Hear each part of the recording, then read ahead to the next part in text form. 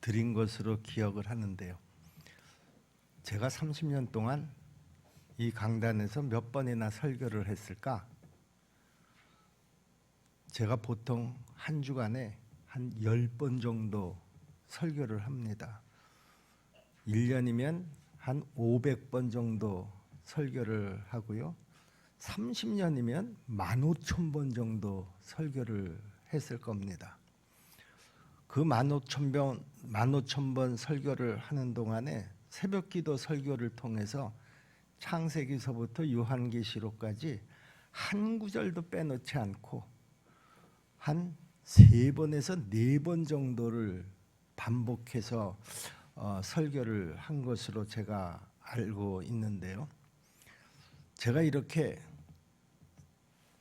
성경 창세기서부터 요한계시록까지 서너 번을 통독을 했고 또 설교를 했고 또 그 외에 많은 그 숫자로 말씀으로 여러분들을 섬겼는데요.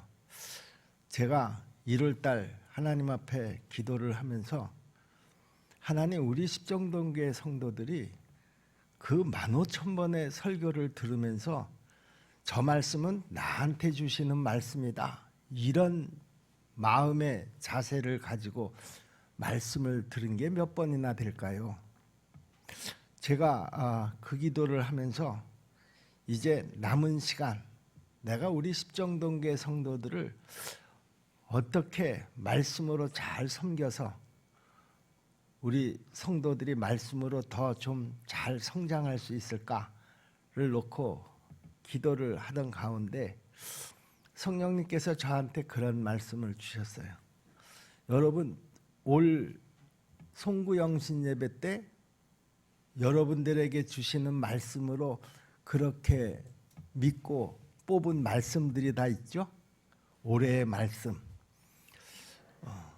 그 말씀을 가지고 올 1년 동안 우리 성도들을 섬겨야지 되겠다, 그렇게 제가 마음에 결심을 하고 2월 첫 주서부터 시작을 했습니다. 제가 미리 이 광고를 하지 않고 말씀을 드렸기 때문에 그 말씀이 내가 뽑은 말씀인지 아닌지도 모르고 계시는 분들도 아마 있으리라 그렇게 생각을 합니다. 그래서 제가 아무래도 광고를 하고 해야지 되겠다, 이런 생각이 들어서 지금 여러분들에게 말씀을 드리는 것입니다. 어느 주일인가 여러분들이 뽑은 말씀을 가지고 목사님이 설교를 할 겁니다. 여러분들이 그 주일날 예배에 오셔서 주보를 딱 펼쳐 보시면 이번 주에 그 설교 말씀의 본문이 나오죠. 여러분들이 뽑은 본문 말씀들은 다 한 구절 내지 길어야 2구절입니다. 그런데 설교는 그 한 구절 내지 2구절을 가지고만 설교를 하는 것이 아니라 좀 더 넓혀서 보통 한 5구절에서 10구절 정도를 가지고 설교를 하게 되는데요. 내가 뽑은 말씀이 그 5구절에서 10구절 사이에 들어가 있는 것을 확인해 보시면 그 주일 그날 말씀은 바로 여러분들이 올해 나한테 주신 말씀으로 믿고 뽑은 그 말씀이 되겠습니다. 그러니까 여러분들도 그 말씀을 뽑을 때 나한테 주신 말씀으로 여러분 다 뽑은 줄로 믿습니다. 그러니 그 말씀에 대한 그 설교는 바로 올해 나한테 하나님께서 주시는 그 설교 말씀이다, 그렇게 여러분들이 믿으시고 또 그렇게 들어주셔야 될 줄로 믿습니다. 제가 벌써 2번을 그렇게 설교를 했는데요. 그 본문 말씀을 뽑은 사람들이 그 말씀을 들을 때는 이게 내가 올해 뽑은 말씀인지를 모르더라고요. 말씀을 뽑은 거는 알고 있는데 이 말씀을 성경책 속에다가 딱 끼워놓고 이걸 마음에 담고 가지를 않으니까 내가 설사 이렇게 주일날 그 말씀을 본문으로 해서 말씀을 전해도 그게 내가 뽑은 말씀인지를 모르는 거예요. 제가 이렇게 말씀드리는 거는 앞으로 주일 설교 때마다 여러분들이 이 자리에 오시면 먼저 주보를 펼쳐보시고 나한테 내가 올해 뽑은 말씀인가 한 번 정도는 확인을 좀 해보시고 들으셨으면 좋겠다. 그런 의미에서 내가 마지막 말씀으로 여러분들을 섬기는 그런 십정동교회 담임 목사로서 내가 할 수 있는 최선의 섬김이고 노력이다 이렇게 생각을 하고 그렇게 준비를 했습니다. 오늘 말씀도 마찬가지입니다. 시편 63편 1절서부터 11절까지 말씀인데요. 요 안에 들어가는 말씀을 내가 올해 뽑았다고 하면 오늘 이 말씀은 그분들에게 드리는 말씀이다. 그렇게 여러분들이 생각을 하시고 말씀을 들어주셨으면 좋겠습니다. 또 그렇다고 해서 이건 내가 뽑은 말씀 아니니까 뭐 나하고는 상관없는 말씀이다. 그렇게 또 들으시면 정말 곤란합니다. 다 우리에게 주시는 귀한 말씀인 줄로 믿고 여러분들이 다 말씀에 좀 집중할 수 있기를 바랍니다. 얼마 전에 제가 어떤 분으로부터 목사님 사는 게 너무 힘들어요. 빨리 죽고 싶어요. 이런 하소연을 들었습니다. 물론 우리가 예수를 믿고 나면 살고 죽는 것이 더 이상 문제가 되지 않습니다. 그런데요, 내가 빨리 죽고 싶다. 이 말은 결코 은혜의 열매라고는 말할 수가 없겠습니다.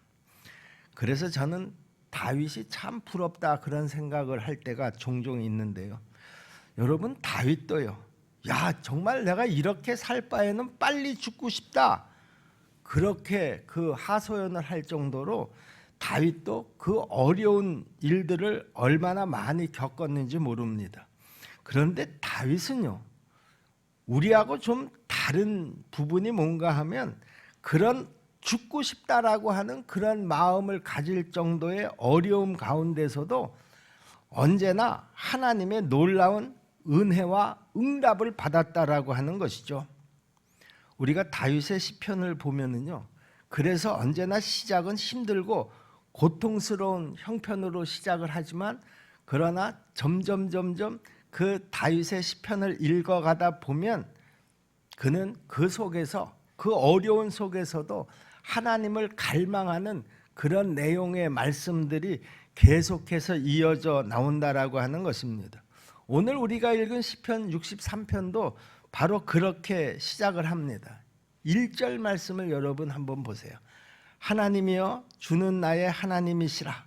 내가 간절히 주를 찾되 물이 없어 마르고 황폐한 땅에서 내 영혼이 주를 갈망하며 내 육체가 주를 앙모하나이다.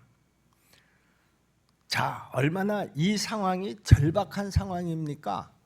물이 없어서 물을 먹지 못하는, 그리고 자기가 서 있는 그 땅은 너무나 황폐한 땅이라서 먹을 것을 구할 수도 없는 그런 환경에서 자기 육체가 지금 주를 얼마나 앙망하는지 모른다.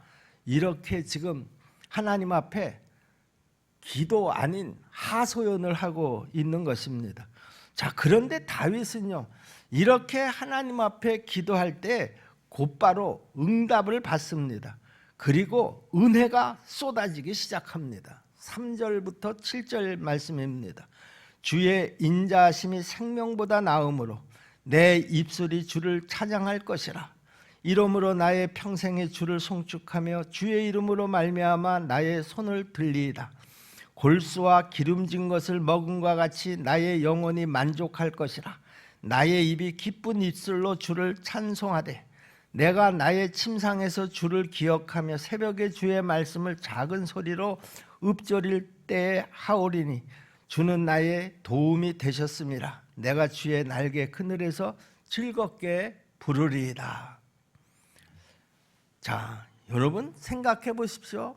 방금 다윗이 하나님 앞에 하소연을 했었던 내용을 보면은요, 야 정말 이런 상황에서 어떻게 살아갈 수 있을까 싶을 정도의 아주 그 황폐하고 그리고 모든 것들이 다 부족한 그런 상황이었었는데 하나님, 내 형편이 지금 이렇게 어렵습니다라고 하나님 앞에 하소연을 하니까 하나님께서 그 하소연에 대한 응답을 주셨다라고 하는 것이죠.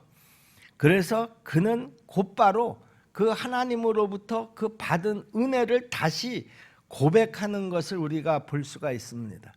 저는 다윗이 부럽다라고 하는 것이 바로 이런 부분인데요.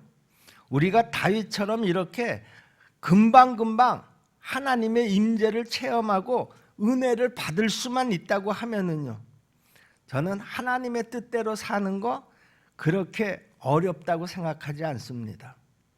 그런데 우리가 주목할 것이 있는데요, 다윗은 이런 은혜를 어디에서 받았다고 지금 고백을 하는가 하면 성소에서 받았다, 이렇게 지금 고백을 하고 있는 것입니다. 2절 말씀인데요, 내가 주의 권능과 영광을 보기 위하여 이와 같이 성소에서 주를 바라보았나이다. 여러분, 성소라고 하는 것이 어떤 곳입니까? 하나님의 임재를 상징하는 곳입니다. 하나님께서 하나님의 백성을 만나 주시겠다, 이렇게 약속하신 곳이죠. 이 성소에서 다윗은 나는 주님을 보았습니다, 나는 주님의 권능과 영광을 보았습니다, 이렇게 고백을 하고 있는 것입니다. 어떻게 보면 다윗의 이 고백은 너무나 당연한 고백입니다. 하나님께서 임재하시겠다고 약속하신 성소에서 하나님을 만났다고 하니까 그거야 너무 당연하지 않겠습니까? 그런데 문제는요, 누구나 다 이렇게 성소에서 하나님을 이렇게 만나는 것이 아니라는 데 있습니다. 이스라엘 백성들이라고 해서 누구나 다 성소에서 다윗처럼 하나님의 은혜를 경험하는 것은 아니다, 그런 말이죠. 그렇다고 하면 아무래도 하나님께서 다윗을 그러면 편애하시는 것인가? 아니, 다른 사람들은 그렇게 즉각 만나주시지 않으면서 다윗만 이렇게 즉각 만나주시는 것인가? 그렇다고 하면 이거는 하나님이 다윗을 편애하는 것이 틀림이 없지. 여러분, 우리도 오늘 교회에서 나와서 이렇게 예배를 드립니다마는요, 오늘 이 자리에 계신 여러분들 가운데 다윗과 같은 은혜를 받을 사람이 얼마나 될까? 우리가 다 함께 지금 예배를 드리고 있지만은요, 정말 살고 싶지 않아, 너무 사는 게 힘들어, 빨리 죽고 싶어, 아마 이런 마음을 가지고 계신 분도 여전히 있을지 모르겠습니다. 그런데 우리는 여기에서 하나님에 대한 아주 깊은 오해가 있다라고 하는 것을 알아야 합니다. 하나님이 어떤 사람에게만 특별히 더 은혜를 주시는 분이시다, 이렇게 오해를 하고 있는데요. 그렇지만 우리가 좀 정직해야 될 필요가 있습니다. 정말 하나님께서는 누군가에 대해서 편애를 하시는 하나님이신가? 우리는 하나님 앞에 하나님 어떻게 이렇게 다를 수가 있습니까? 암흑의 권사는 이렇게 하나님께서 즉각 응답을 하시는데 왜 나는 이 문제를 가지고 그렇게 오랫동안 기도하는데도 응답이 없습니까? 우리가 이렇게 항의할 수는 있지만은요, 여러분, 그러나 이것은 오해라고 하는 사실입니다. 오히려 하나님께서는 우리에게 더 섭섭하게 생각하고 계실지도 모르겠습니다. 야, 너는 내가 편애를 한다고 그렇게 이야기를 하고 항의를 하는데, 그러면 너희는 왜 다윗과 같이 그렇게 하지 못하냐? 왜 너희는 다윗과 다르냐? 하나님께서 이렇게 우리에게 반문을 하실지 모르겠습니다. 오늘 우리는 시편 63편에 나오는 이 다윗의 고백을 좀 더 주목해 보면 좋겠습니다. 다윗은 말할 수 없는 어려움 중에서 하나님을 향해서 갈급해 합니다. 1절 말씀에 뭐라 그랬습니까? 내가 주님을 이렇게 애타게 찾고 있습니다. 여러분, 좀 정직해지십시다. 나도 다윗처럼 이렇게 주님을 애타게 찾습니다, 이렇게 말할 자신이 있느냐, 그런 말이죠. 다윗은 지금 자신이 물기도 없는 땅, 메마르고 황폐한 땅에서 내 영혼이 주님을 찾아 목이 마르고 이 몸도 주님을 정말 애타게 그리워한다, 그렇게 말하고 있지 않습니까? 이건 정말 갈망이라고 하기보다는요, 거의 그 인생의 마지막 그 단계에서 발악을 하는 것이다, 뭐 이렇게 표현할 수도 있겠습니다. 이렇게 하나님을 애타게 찾는 분은 우리 가운데 그렇게 많지 않을 거라고 생각을 합니다. 아무리 상황이 어렵다고 하더라도요. 저도 종종 우리 성도들이 그 상황이 어렵습니다, 환경이 지금 너무 힘듭니다, 그런 이야기를 듣는데요. 아니, 그렇다고 하면 다윗처럼 하나님 앞에 나와서 이렇게 간절히 애타게 기도하는 그런 그 모습을 우리가 가져야지, 힘들고 어렵다, 죽고 싶다 이런 말만 되뇌이면서 그런 환경 속에서 그냥 나몰라라 하고 있으면 되겠느냐라고 하는 말이죠. 다윗은요, 자기 자신이 하나님을 막연히 믿는 것에 대해서는 절대로 만족하지 못하는 사람이었습니다. 하나님이 어딘가는 계시겠지? 아닙니다. 살아계시면 분명히 살아계신 하나님으로 분명히 만나야 다윗은 직성이 풀리는 그런 사람이었습니다. 응답하신 것 같아? 아닙니다. 이건 분명히 하나님의 응답이야 할 때까지 다윗은 하나님 앞에 매달려서 기도했다라고 하는 것입니다. 은혜 받은 것 같아? 아닙니다. 다윗에게는 그것이 분명히 하나님의 은혜여야지 됐습니다. 다윗은 하나님은 분명히 살아계신다, 하나님께 살고 죽는 권세가 있다, 복은 하나님이 주시는 것이다, 이 믿음에 자기 자신의 모든 것을 다 걸었다, 그런 말입니다. 하나님은 살아계신 하나님이시고 유일하신 하나님이시고 구원하시고 방패시며 산성이심에 자기의 목숨을 걸었다, 그런 말입니다. 여러분, 우리는 정말 이렇게 확신을 가지고 신앙생활을 하나요? 이것이 사실이면 내가 사는 것이고 이것이 사실이 아니면 나는 죽겠다, 그런 말입니다. 다윗의 믿음은요, 내가 죽는 한이 있어도 내가 하나님이 말씀하신 대로 살겠다라고 하는 것이었습니다. 그래서 다윗은 하나님의 말씀이 이루어지지 않고 하나님이 살아계신 증거가 나타나지 않을 때 그는 하나님 앞에 사생결단을 하고 매달렸던 것입니다. 아니, 하나님께서 살아계신데 아니 어떻게 이럴 수가 있습니까? 우리 십정동교회 성도 여러분, 여러분도 그렇게 하시나요? 정말 하나님 앞에 사생결단을 하고 하나님 앞에 매달리시냐, 그런 말이죠. 이것은 결코 믿음이 없이는 할 수 없는 것입니다.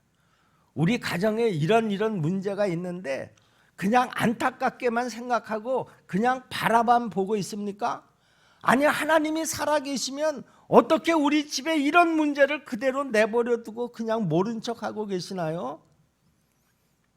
여러분, 하나님 앞에 정말 사생결단을 하고 매달려야 우리도 다윗 같은 은혜를 받지 않겠느냐, 그런 말입니다. 여러분, 우리가 신앙생활을 하면서 제일 안 좋은 태도가 뭔가 하면 하나님의 말씀이 자기 자신의 경험하고 다를 때요, 아, 안 돼, 너무 힘들어 하고 그냥 넘겨버리는 이런 태도는 정말 신앙생활에 안 좋은 태도입니다. 말씀이 이루어지기를 기도하고 성령께서 깨닫게 해주시기를 기도하고 말씀에 온전히 순종할 수 있기를 기도해야 합니다. 하나님, 나를 이 말씀의 증인으로 사용하여 주시옵소서. 내가 이전에는 귀로만 들었지만 하나님, 이제는 내가 눈으로 보게 하여 주옵소서. 그때까지 내가 하나님 앞에 사생결단을 하고 매달려야 한다라고 하는 것입니다. 그러면 누구나 다윗처럼 하나님이 부어주시는 그 은혜와 응답을 저는 받을 수 있다고 확신합니다. 다윗은 하나님의 법궤가 예루살렘 성으로 들어오던 날 그야말로 하체가 다 드러날 정도로 모든 백성들이 다 보는 앞에서 덩실덩실 춤을 추었습니다. 너무나 좋았기 때문이죠. 그런데 이런 다윗의 행동을 아무리 좋게 보려고 해도 사실 그렇지 않습니까? 이거 좀 너무 심한 거 아닌가? 그런데 그 안에 미갈도 같은 생각을 했었던 것 같습니다. 그래서 다윗이 그 행사를 마치고 집에 돌아왔을 때 그 안에 다윗과 대판 싸움이 벌어진 것이죠. 부부 싸움을 했다 그런 말입니다. 아니 당신 도대체 정신이 있는 사람이야 없는 사람이야? 그 백성들이 다 보는 앞에서 왕이 채통도 없이 그 아랫바지가 다 내려가는데도 그것도 모르고 거기서 그걸 덩실덩실 춤을 추고 있냐? 내가 정말 창피해서 견딜 수가 없어요. 사실 나쁘게 말하면은요, 다윗이 추태를 부린 것입니다. 분명한 것은 이때 다윗의 행동이 정상이라고 말하기는 좀 그렇지 않습니까, 여러분? 그런데 자기 자신을 비난하는 미갈에게 다윗이 이런 말을 하고 있습니다. 사무엘하 6장 21절 22절 말씀해 보시면은요, 다윗이 미갈에게 이르되 이는 여호와 앞에서 한 것이라. 여호와 앞에서 한 것이라. 내가 사람 앞에서 한 것이냐? 하나님 앞에서 한 것이지.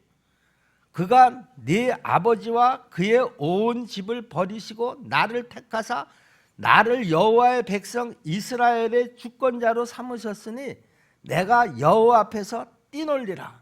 이것도 무슨 말인지 아시잖아요. 하나님께서 미갈의 아버지인 사울을 버리시고 자기를 이스라엘의 왕으로 삼으시지 않으셨느냐? 나를 이 자리에 세우신 이가 누구냐? 바로 하나님 아니시냐? 그 하나님 앞에서 내가 좋아서 이렇게 뛰노는데 이게 뭐가 문제라는 말이냐? 내가 이보다 더 낮아져서 스스로 천하게 보일지라도 사람들이 나를 아무리 낮춰본다고 하더라도 그런 말입니다. 네가 말한 바 계집종에게는 내가 놀림을 받으리라 한지라. 사람들이 나를 어떻게 보든지 나는 상관없다 그런 얘기. 내 아내가 나를 어떻게 판단하든지 그것도 상관하지 않겠다는 거예요. 내가 한 이 행동은 내가 하나님 앞에서 한 행동이고 그 하나님은 나를 이스라엘의 왕으로 세우신 하나님이시라는 거예요. 그러니 내가 그 하나님 앞에서 무엇인들 하지 못하겠느냐? 다윗은 정말 하나님만 바라보고 산 사람이 저는 틀림없다. 그렇게 분명히 믿습니다. 하나님을 정말 기뻐한 사람이라는 것이죠. 이렇게 다윗은 하나님을 향해서 갈망했습니다. 살아계신 아버지 하나님, 하나님과 함께하고 싶습니다. 하나님 저와 함께해 주시옵소서. 시편 63편 6절 말씀을 보세요. 다윗은 잠자리에 들어서도 주님만 기억하고 밤을 새우면서도 주님만 생각합니다. 내가 나의 침상에서 주를 기억하며 새벽에 주의 말씀을 작은 소리로 읊조릴 때 하오리니 그랬습니다. 여러분 또 8절 말씀도 보세요. 내가 여호와를 항상 내 앞에 모시며 그가 나의 오른쪽에 계심으로 내가 흔들리지 아니하리로다. 시편 42편 2절 말씀입니다. 내 영혼이 하나님 곧 살아계시는 하나님을 갈망하나니 내가 어느 때에 나아가서 하나님의 얼굴을 배울까? 다윗이 지금 우리 가운데 있었다고 하면은요, 아마 우리도 다윗을 보고 야 저거는 좀 비정상 아닌가? 저거는 해도 너무한 거 아닌가? 간혹 우리가 그렇게 얘기하지 않습니까? 야 예수를 믿어도 좀 적당히 믿어라 그런 말 하지 않아요? 아마 여러분 가운데서 그런 말을 들으신 분들도 있을지 모르겠어요. 그런 말을 듣는 사람은 정말 저는 행복한 사람이라고 생각을 합니다. 누군가가 내 신앙생활의 모습을 보고 좀 적당히 믿어라 이런 소리를 들을 수 있다고 하면은요, 우리 하나님은 그 소리를 듣고 얼마나 좋아하실까? 다윗이 지금 우리 가운데 있었다고 하면은요, 우리는 뭐라고 그 다윗의 모습을 보고 얘기했을까? 야, 꼭 저렇게 해야지 돼. 저렇게 꼭 신앙생활을 해야지 돼. 여러분, 이스라엘 백성들도 다 하나님을 믿었지만은요, 다윗처럼 하나님을 좋아하고 사모하고 갈망한 것은 아니었었다 그런 말입니다. 그래서 다윗은 성소에서 하나님을 만났던 것입니다. 그러므로 우리는 하나님 왜 다윗에게만 그런 은혜를 베푸십니까? 라고 하지 말고요, 다윗은 어떻게 하나님을 믿었는지를 우리가 주목해야 한다라고 하는 것입니다. 갈급한 자는 누구나 다 성소에서 하나님을 만나게 됩니다. 어떻게 그걸 장담할 수가 있습니까? 우리가 성소가 어디인가 하는 것을 보면 금방 수긍할 수가 있을 것입니다. 여러분, 우리의 성소가 어디입니까? 여기 교회입니까? 맞습니다. 성소는 교회입니다. 그런데 성소는 꼭 교회만은 또 아니라는 것이죠. 진정한 성소는 어디냐? 우리의 마음이라는 거예요. 우리의 마음이 가장 확실한 하나님의 성소라는 것입니다. 예수 그리스도 안에서 하나님께서는 우리 마음을 성전 삼으셨다, 그렇게 말씀합니다. 고린도전서 3장 16절 말씀이죠. 너희는 너희가 하나님의 성전인 것과 하나님의 성전이 너희 안에 계시는 것을 알지 못하느냐? 여러분, 우리 안에 주님이 임하셨다라고 하는 것이죠. 어떻게 하나님의 아들이 우리 안에 임할 수 있습니까? 내 마음이 바로 성전이기 때문이라는 것입니다. 성전에 하나님의 아들이 임하는데 뭐가 그게 이상하겠습니까? 주님이 이미 우리 마음에 오셨는데 갈급한 자가 은혜를 받는 것은 너무나 당연하지 않겠느냐, 그런 말이죠. 우리에게 필요한 것은요, 우리 하나님의 성전된 자다라고 하는 것을 내가 명심하고 신앙생활을 하는 것입니다. 그러면 우리 주님은 내 안에서 반드시 역사하실 줄로 믿습니다. 그러면 다윗은 지금 우리 보고 무엇이라고 할 것 같습니까?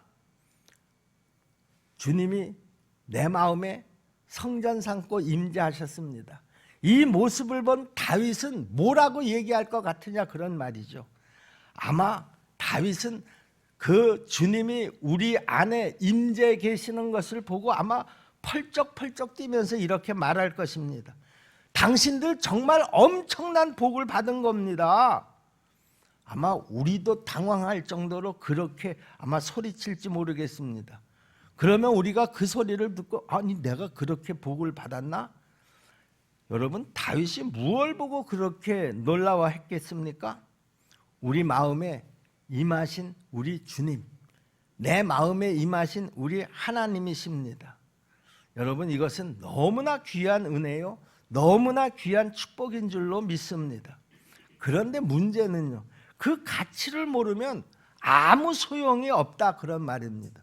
그 가치를 모르는 사람은요, 주님이 내 마음에 임하셨다고 하는데도요, 하나님께서 내 마음을 성전 삼고 내 안에 임하셨다고 하는데도요, 소홀히 여길 수밖에 없다, 그런 말입니다.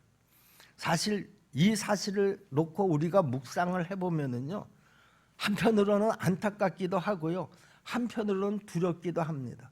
하나님께서, 하나님의 아들이, 성령님이 내 마음에 임하셨다고 하는데, 내 마음을 성전 삼고 내 안에 들어오셨다고 하는데, 내가 그 가치를 모르고 그냥 그렇게 지나버리고 난다고 하면은요, 여러분 한번 상상을 해보시기를 바랍니다. 두렵지 않습니까, 여러분? 안타깝지 않습니까, 여러분? 왜 두렵고 안타깝습니까? 하나님을 무시하고 사는 것과 마찬가지이기 때문에 그렇습니다. 다윗은 주님께 매달렸다고 했습니다. 8절 말씀을 보세요. 나의 영혼이 주를 가까이 따르니 주의 오른손이 나를 붙드시거니와. 내가 주님 앞에 간절히 매달렸더니 주님의 오른손이 내 손을 꼭 붙잡아 주셨다라고 하는 것입니다. 여러분, 하나님을 믿는다라고 하는 것이 무슨 말입니까? 바로 이렇게 내가 하나님 앞에 매달리는 것, 그것이 바로 믿는 것입니다. 여러분들은 지금 내가 하나님 앞에 다윗처럼 이렇게 간절히 매달렸다, 이렇게 고백할 수가 있겠습니까? 여러분, 솔직히 우리가 하나님 앞에 이렇게 매달리는데 돈이 듭니까? 무슨 큰 수고가 따릅니까? 공부를 많이 해야 됩니까? 여러분, 내가 하나님 앞에 매달리는 것은 내 마음 하나만 있으면 된다라고 하는 것이죠. 여러분, 내 주위 사람들에게 기준을 두지 마시기를 바랍니다. 내 옆에 사람들이 어떻게 하든지 그것은 상관없습니다. 여러분, 지금 우리가 살아가는 이 시대는요, 정말 영적으로 메마른 때입니다. 60년대, 70년대, 80년대 신앙생활을 해보셨던 분들은요, 금방 지금 이 2020년대와 비교를 해보실 수 있을 것이라고 생각을 합니다. 지금이 얼마나 영적으로 메마른 때인지, 그러므로 하나님을 믿는 그 갈망, 그것을 바로 이 시대에 두는 것이 아니라 여러분 60년대, 70년대, 80년대 두어야지 된다. 아니, 다윗에게 그 기준을 두어야지 된다. 저는 그렇게 생각을 합니다. 우리 십정동교회 성도 여러분, 우리도 이렇게 결단하십시다. 하나님, 저도 성소에서 다윗처럼 하나님을 체험하고 승리하기를 원합니다. 욥이 고백했던 것처럼 내가 이전에는 귀로만 들었는데 이제 성소에서 내가 하나님을 직접 만나보기를 원합니다. 내가 이제는 내 마음이 하나님의 성전된 자임을 내가 명심하면서 살겠습니다. 하나님이 내 마음 가운데 들어와 계시는데도 내가 모른 척하고, 아니 알지 못하고 우리 하나님을 무시하고 그렇게 살지 않겠습니다. 꼭 내 마음이 하나님의 성전인 것을 믿고 명심하겠습니다. 그래서 우리 하나님이 내 마음에 들어와 계시는 것을 내가 언제나 확신하겠습니다. 하나님 아버지, 내 마음속에 이 갈망이 계속되게 하여 주시옵소서. 그리고 내 안에서 우리 성령님께서 역사하여 주시옵소서. 여러분, 우리의 이 간절함이 다윗과 같이 되기를 간절히 소원합니다. 우리도 다윗과 같은 이런 간절한 마음을 가지고 그리고 신앙생활 하십시다. 반드시 하나님께서 여러분의 기도에 응답하실 줄로 믿습니다. 여러분 가정에 어떤 문제가 있든지 그냥 그대로 내팽겨쳐 놓은 채로 지나가지 마세요.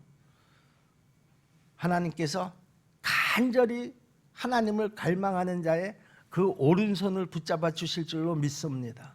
여러분, 그 오른손을 들고 하나님 앞에 간절히 기도하시기를 바랍니다. 다윗처럼 기도하시기를 바랍니다. 하나님, 우리 집에 이런 문제가 있는데 하나님, 이 문제 해결하여 주시옵소서.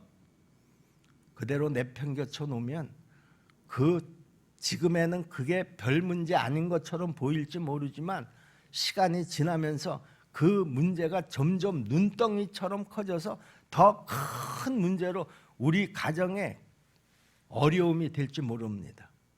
우리의 영안이 활짝 열려서 이런 것들을 잘 분별해서 볼 줄 아는 그런 영적인 그리스도인들이 다 될 수 있기를 주님의 이름으로 부탁을 드립니다. 기도하겠습니다. 은혜로우신 아버지 하나님, 감사합니다.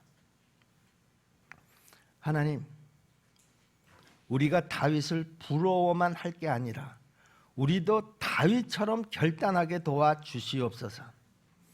다윗처럼 하나님을 갈망하게 도와주시옵소서. 다윗처럼 기도하게 도와주시옵소서. 우리의 신앙생활의 기준이 다윗이 되게 도와주시옵소서. 그리하여서 다윗이 받았던 그 은혜, 다윗이 받았던 그 기도의 응답을 우리도 다 받아 누리게 도와주시옵소서. 예수님의 이름으로 감사하며 믿고 기도하옵나이다. 아멘.